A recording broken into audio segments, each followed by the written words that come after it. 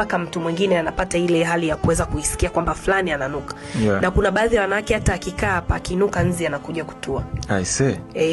Yani inakuwa ni kuna wanawake yani ile harufu inakuwa ni kali chronic kiasi kwamba akikaa hapa anavoinuka nzi wanatua.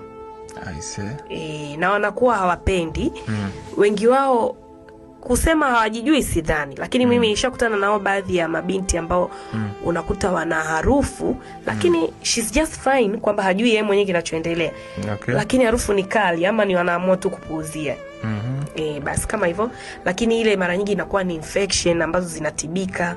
Kuvumilia haya UTI, fungal infection, mtu anaona uchafu unamtoka yeye anaona ni uchafu wa kawaida.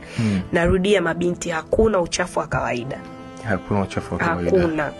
Tunasema kweli vagina is never dry. Kwamba vagina muda wote inakuwa wet. Ukigusa vagina nayo ikawa ni kavu moja kwa moja nayo pia ni matatizo.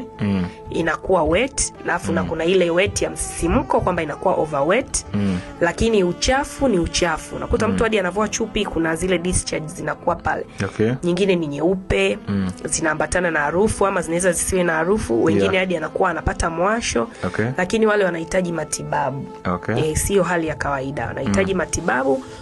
Zipo tiba ambazo ni cleanser, mtu anaweka anasafisha maana ile inaanzia juu kwenye kizazi.